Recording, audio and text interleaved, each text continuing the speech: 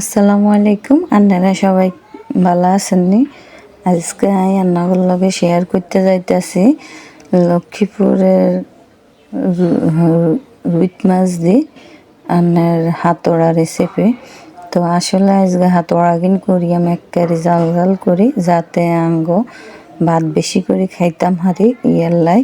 তো সান এগুলো আর রুন বাড়া টমেটো দিই তেলের মধ্যে একটু কষাই লইতে আছে, কষানোর হরে দিয়ে দিচ্ছি বেশি করে মরিচ দিয়াম, কাতার মধ্যে করে দিয়ে দিছি মরিচ। তো সান একটু লাড়ি সাড়ি দিই কাতা দিই, তারপরে দিয়ে দিব হলদের গুঁড়া। তো হলদের গুঁড়াটা দিয়ে দিতে আসি। আপনারা যারা যারা এইভাবে এই হাতোড়া খাইতেন পছন্দ করেন, হেতারা চ্যানেলটারে সাবস্ক্রাইব করে দিবেন, পাশে থাকা বেল আইকনটি চাপ দিয়ে দিবেন।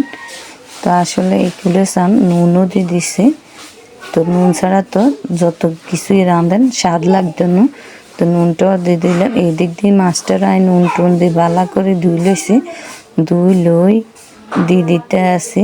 টমেটো কষাই লইছি, তো টমেটোর মধ্যে দিয়ে দিছি, দিয়ে আবার কাতা দিই লাড়ি সাড়ি দিতে আসি।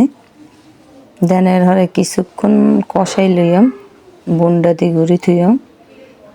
বুন্ডা দিয়ে না ঘুরলে বেলে স্বাদটা চলে যায়, ইয়াল্লাই বুন্ডা দিয়ে ঘুরি থুইয়াম যেন স্বাদ কোনোমি না যাইতো হারে।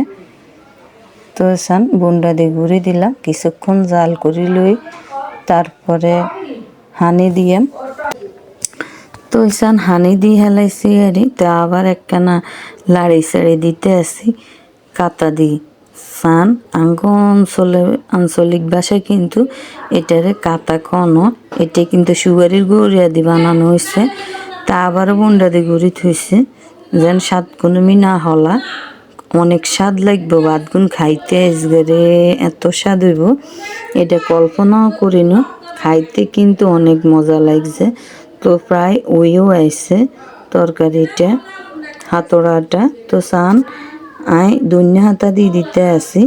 আন্নের যত হাতোড়া করেন যাই করেন লাস্টে ধনিয়া পাতা না দিলে স্বাদে হইতো না।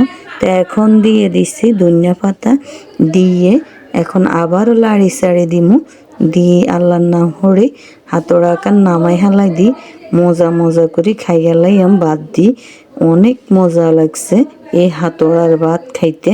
তো সবাই লাইক কমেন্ট শেয়ার করবেন। আজকের ভিডিও পর্যন্ত, আল্লাহ হাফেজ।